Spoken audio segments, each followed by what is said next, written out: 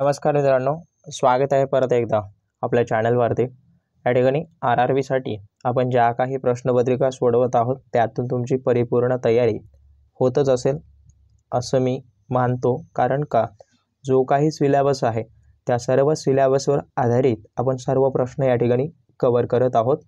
त्यामुळे प्रत्येक व्हिडिओ काळजीपूर्वक पहा आणि ज्या विद्यार्थ्यांनी आपली टेस्ट वगैरे बाय करून सोडवली नसेल तर अवश्य सोडवा। कारण का या ठिकाणी तुमची 50% तयारी आणि त्या ठिकाणी तुमची 50% तयारी अतिशय छान प्रकारे होणार आहे आणि परिपूर्ण जेवढी तुमची तयारी आहे ती सर्व तयारी तुमच्या सरावावर अवलंबून राहणार आहे।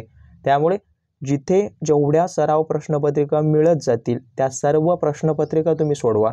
कारण का हा पहिला CBT भाग कशाचा आहे, फक्त गणित बुद्धिमत्तेचा खेळ आहे। कारण का याच्यामध्ये 60 प्रश्न आहेत आणि ही क्वालिफाइंग एक्झाम आहे। त्यामुळे तुम्ही जास्तीत जास्त सराव करा। गणित बुद्धिमत्तेचे 60 प्रश्न आहेत, त्यामुळे आपण जेवढे प्रश्न कव्हर करणार आहोतच, परंतु तुमचा सराव प्रश्नपत्रिकेमधून खूप छान प्रकारे होतो।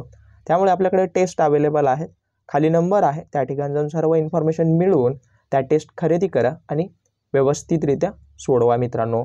तर पहा, या ठिकाणी पहिला प्रश्न पाहण्या अगोदर नवीन असाल अवश्य चॅनलला सबस्क्राइब करून घ्या। आणि आजचा हा जो भाग आहे तो 4थ्या क्रमांकाचा भाग आहे, ज्या ठिकाणी आपण गणित बुद्धिमत्तेचे प्रश्न त्यासोबत जीकेचे सुद्धा प्रश्न सोडवत आहोत। ऑलरेडी 6 भाग पब्लिश केलेले आहेत, हा ओव्हरऑल 7वा भाग आहे। नवीन असाल सबस्क्राइब करून घ्या आणि काही डाऊट असतील अवश्य कमेंटद्वारे कळवा मित्रांनो। पहा, पहिला प्रश्न 140 लांबीच्या रेल्वेचा वेग 60 किलोमीटर प्रति ताशी आहे, तर 260 मीटर आहे ते। लांबीचा प्लॅटफॉर्म ओलांडण्यासाठी किती वेळ लागेल? आपल्याला काय विचारलं या ठिकाणी? वेळ। आपल्याला काय विचारलं? वेळ विचारण्यात आलेली आहे। तर सर्वांना माहीत असेल अंतर बरोबर सूत्र काय आहे? वेग गुणिले वेळ। मी शॉर्ट फॉर्म मध्ये लिहितो। तर आपल्याला काय काढायचं आहे? वेळ। तर वेळ आपल्याला काढायचं असेल तर हे जे आहे वेग या भागाकारामध्ये इथं जाईल, म्हणून वेळ बरोबर अंतर भागिले वेग हे काय आपल्याकडे एक इक्वेशन तयार होईल। तर वेळ बरोबर या ठिकाणी आपणास काय दिलेलं आहे? लांबी दिलेली आहे 140 आणि 260 मीटर। तर या दोघांची वरबेरीज करा। हे लांबी म्हणजेच अंतर आहे, हे वर आत्ता इक्वेशन जे घेतलं, आणि भागिले काय म्हटलं? वेग।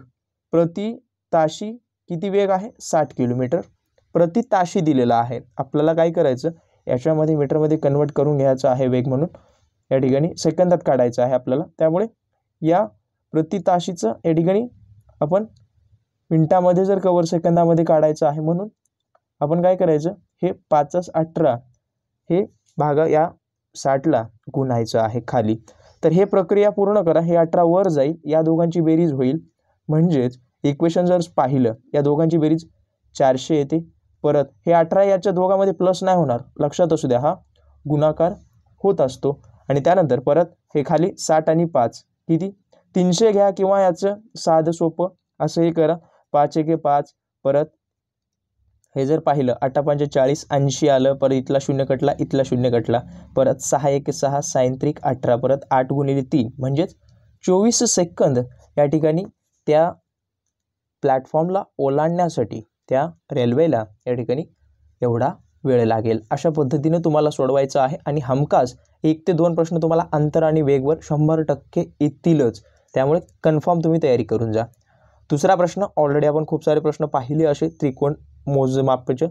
खालील आकृतीमधील त्रिकोणांची संख्या किती आहे असं म्हटलं तर खूप सांगितलेलं आहे, परंतु एक सर्वांना माहीत असेल, अगोदर नंबरिंग करायची 1 2 3 4, परत इथे 1 2 3 4, या सगळ्यांची बेरीज करा आणि या सगळ्यांची सुद्धा बेरीज करा। तर या 4 अंकांची बेरीज 10 होते, परत यांची 10 म्हणजे 10 10 20, या ठिकाणी 20 त्रिकोण या आकृतीमध्ये आहेत।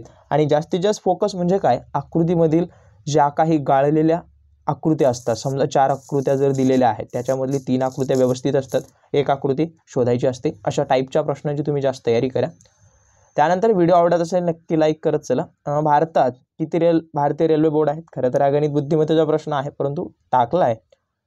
तर भारतामध्ये किती भारतीय रेल्वे बोर्ड, ज्याला आपण RRB म्हणतो, लक्षात असू द्या RRB ज्याच्या अंतर्गत भरत्या वगैरे होतात.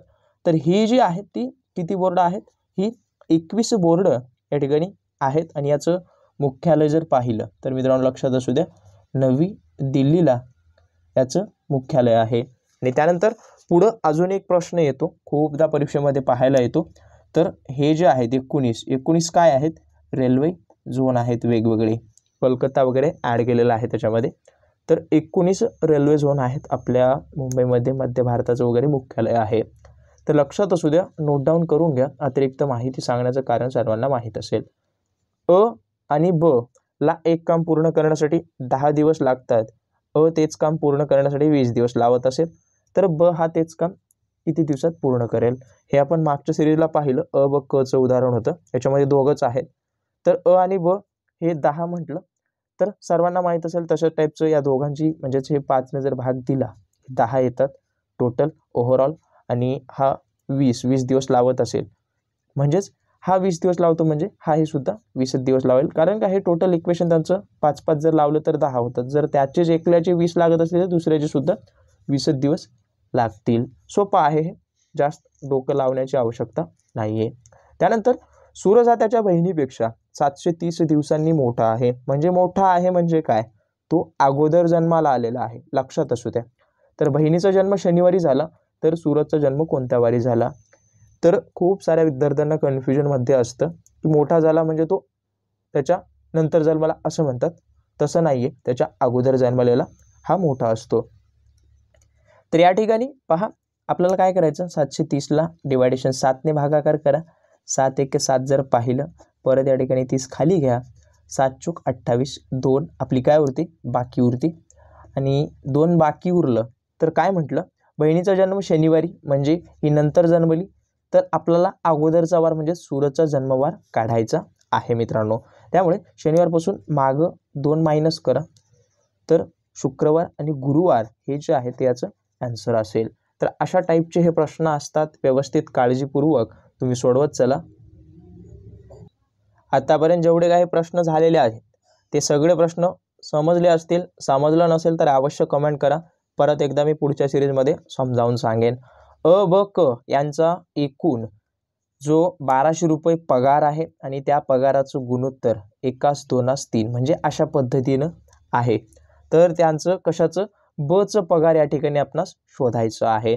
नॉर्मली काय करायचं, आपल्याला पगाराची संख्या माहीत आहे का, नाही, पण त्यांचं गुणोत्तर दिलेलं आहे. म्हणजेच काय करायचं, हे समजा अचा पगार x आहे, याच्या तुलनेत बचा डबल x आहे, म्हणजे याच्या दुप्पट आहे. परत याच्या पहिल्याच्या तिप्पट हा 1/3 याचं प्रमाण आहे, म्हणून 3x.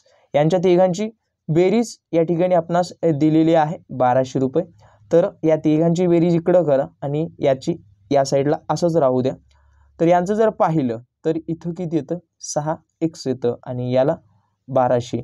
परत एक्सची व्हॅल्यू जर आपण शोधली तर 1200 भागिले 6 म्हणजेच 200 रुपये ही एक्सची व्हॅल्यू म्हणजेच अच झालं. तर आपल्याला काय म्हटलं, बचं म्हणजेच 2x बरोबर म्हणजेच किती, 200 गुणिले 2 म्हणजेच 400 रुपये त्या बचं पगार असेल मित्रांनो. अशा पद्धतीने तुम्हाला सोडवायचं आहे. त्यानंतर राजू, अरुण आणि सुनील यांच्या आजच्या वयांची बेरीज 77 आहे. तर 3 वर्षापूर्वी त्यांच्या वयांची बेरीज किती. आपण काय करतो, घाईघाईमध्ये या तिघांचं फक्त 3 मायनस करतो आणि जो काही 74 उत्तर येतं ते लिहून टाकतो. परंतु हे असं नाही आहे मित्रांनो. 3 वर्षापूर्वी म्हटलं तर त्या तिघांचे 3 वर्ष मायनस होतील, म्हणजे 77 मधून 9 मायनस होतील, तर 68 वर्ष जो आहे ते आपलं उत्तर या ठिकाणी मिळून जाईल. तर अशा पद्धतीने तुम्ही घाई न करता व्यवस्थित सोडवा. 90 मिनिटे तुमच्याकडे वेळ आहे आणि जो डिफिकल्टी लेवल आहे तो जास्त हार्ड नाही आहे. परत सांगतो, तो जास्त हार्ड नाही आहे. त्यामुळे जास्त डिफिकल्ट लेवलची तयारी तुम्ही आत्तापासून करू नका, CBT 2साठी राखून ठेवा. एका वर्गातील 6 मुलांना सरासरी 50 गुण आहेत, उर्वरित मुलांना 75 आहेत. तर सर्वांच्या गुणांची सरासरी 60 असल्यास त्या वर्गातील मुले किती. तर नॉर्मली सांगायचं झालं 50 गुण 75 गुण हे जे आहेत ते काय करायचं, सोप्या आणि सरळ भाषेत ऑप्शनमध्ये तुम्ही सरळ पर्याय ठेवून टाका. 6 मुलांची सरासरी, या 6 मुलांची पहिलं बेरीज करून घ्या. इथं किती करा, 300 करा आणि 75 गुणिले हे जे आहे, आता हे 10 मुलं जर गृहीत धरलात तर 6 मुलांची ऑलरेडी काढलेली आहे, उर्वरित किती आहेत, 4 मुले. त्यामुळे 4ने याला गुणाकार करा, किती येतं, परत याचं आय थिंक याचं सुद्धा 300 येतं आणि या 10 मुलं या दोघांची जर बेरीज केली म्हणजे 6 मुलांच्या गुणांची सरासरी ही 4 मुलांच्या गुणांची सरासरी.